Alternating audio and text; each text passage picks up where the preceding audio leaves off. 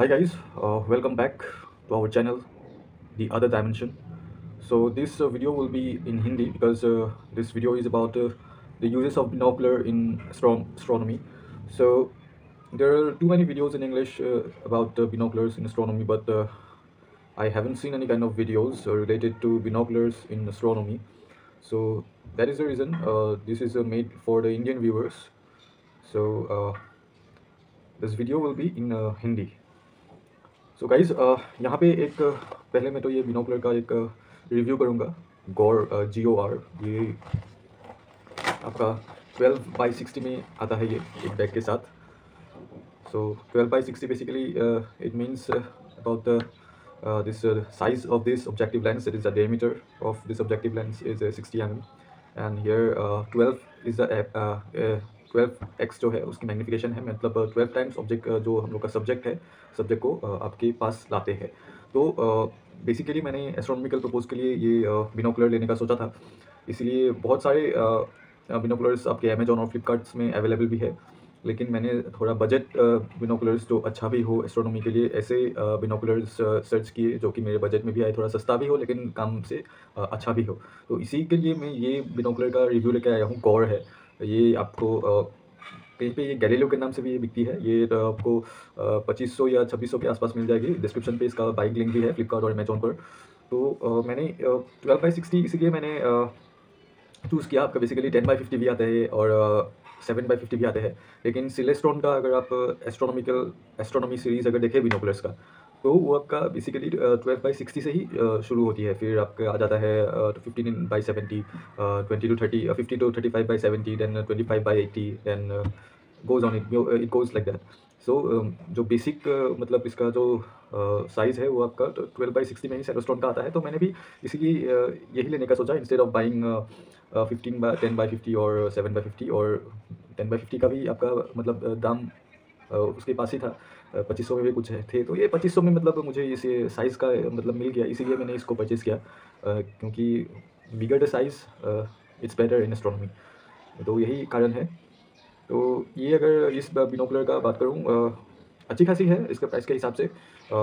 Rubber है, ये rubber material का बना हुआ है, और इसका जो लेंस है ये फुल्ली मल्टी कोटेड तो नहीं है, लेकिन हाँ कोटेड है। आप देख सकते हैं ये आपके ग्रीन आपको कलर नज़र आ रहा होगा। और इसका जो आईपीस है, आईपीस में आपको कोई कोटेड नहीं है आईपीस, ये प्लेन है शायद। और यहाँ पे भी आपका एक फोकस करने के लिए, आईपीस फोकस करने के लिए एक फोकसर मिल जाता है, और ये तो एक फोकसर है ही, स्मूथ है। तो इसका जो एंगल है, एंगल के बारे में कुछ ऐसा स्पेसिफिक लिखा नहीं गया है, तो ठीक ही है। आपको आप इसे मून के क्रेटर्स बहुत ही अच्छी मतलब तरीके से देख सकते हैं। आपको 3D विजन मिलेगा। पहले टेलीस्कोप में हम लोग को तो 2D मिलता है, इस पर थोड़ा 3D विजन मिलेगा, तो उस हिसाब से मून के क्रेटर्स देखने के लिए बहुत ही बढ़िया है। और अगर ब्रोटेल 1 में है या ब्रोटेल 2 में है, तो आपको शायद इससे जुपिटर्स का मून वगैरह भी दिख जाएगा। तो मैं जो सिटी में रहता हूँ, गुवाहाटी सिटी में, तो वहाँ पे आपका ब्रोटेल कभी 3 आता है, यूजुअली आपका 4 में रहता है। तो जो मैंने आपको ये सब क्लस्टर्स वगैरह देखा, तो कॉन्स्टेलेशन वगैरह देखा, बहुत ही मतलब तारे नज़र नहीं आते हैं। जो मेन तारे होते हैं 2 या 3, सपोज़ अगर ओरियन नेबुला का बात करें, तो वहाँ पे जो बीच का जो मेन तारा है वही आपको दिखता है, या ऊपर का 2 और नीचे का 2 ऐसे दिखता है मेरे जो स्काई है उस पर, ब्रोटेल 4 के हिसाब से।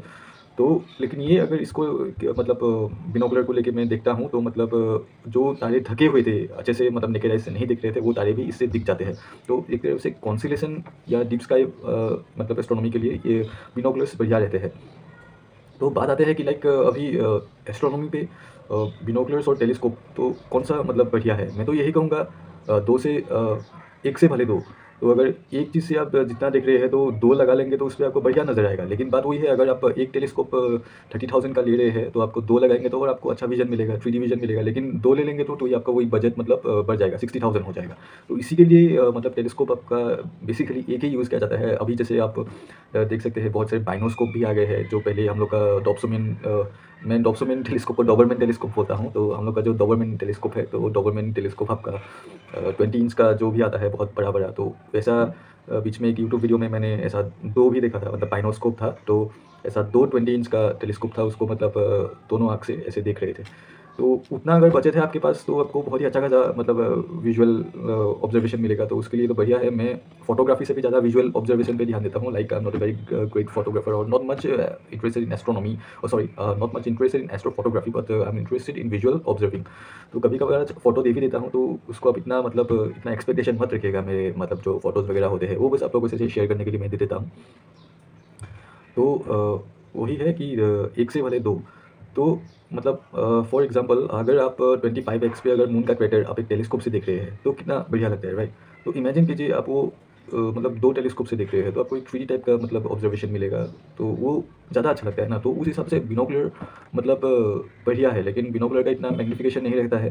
तो हाईएस्ट मैग्नीफिकेशन मैंने जहाँ तक देखा है सिलेस्टोन का आपका 50 टू 35 तक ही आता है, 70 का। और एक आपको जो बाकी 100 का भी आ रहा है, वो सब कभी मैंने ट्राई नहीं किया है। आपका सिलेस्टोन का भी 100 है, ओरियन का 100 का मतलब बड़ा लेंस का भी बाइनोकुलर है, वो सब आपको एस्ट्रोनॉमी के लिए। वो सब मैंने तो यूज़ नहीं किया, ऑब्वियसली उसमें बहुत ही अच्छा विजुअल आता होगा।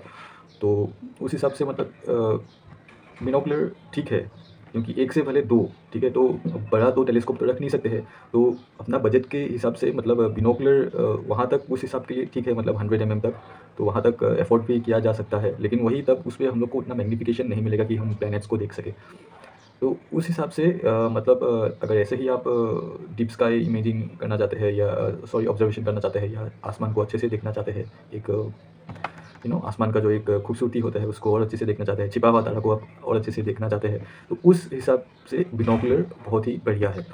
और बेसिकली बिनोकुलर्स सबके पास होते ही है, जो लोग एस्ट्रोनॉमी अभी तक ट्राई नहीं किए हैं, सोच रहे हैं टेलीस्कोप खरीद ले, तो अगर घर पे बिनोकुलर पड़ा है तो आप उसी से ही पहले आसमान की ओर देख के आप उससे मतलब परिचय हो सकते हैं और मतलब आगे बढ़ सकते हैं कि आपको ये फील्ड में आगे बढ़ना चाहिए कि नहीं। तो वही है बिनोकुलर का मतलब एस्ट्रोनॉमिकल यूज़, क्योंकि बेसिकली इंडियन मैंने जितने भी चैनल्स देखे एस्ट्रोनॉमी पे वो बिनोकुलर का इतना बात नहीं करते हैं, क्योंकि बजट का भी बात आता है। मतलब बिनोकुलर तो ठीक है टेलीस्कोप से भी सस्ता होता है, लेकिन वही चीज़ अगर टेलीस्कोप जितना बड़ा होता है उस हिसाब से अगर बिनोकुलर को भी बढ़ा किया जाए तो ऑब्वियसली उसका जो मतलब तो वो बिनोकुलर नहीं कहेगा, तब उसको हम लोग बिनोस्कोप कहेंगे। तो उस हिसाब से तो टेलीस्कोप से भी बिनोस्कोप का दाम मतलब ऑब्वियसली बिनोकुलर का दाम भी बहुत बढ़ जाएगा।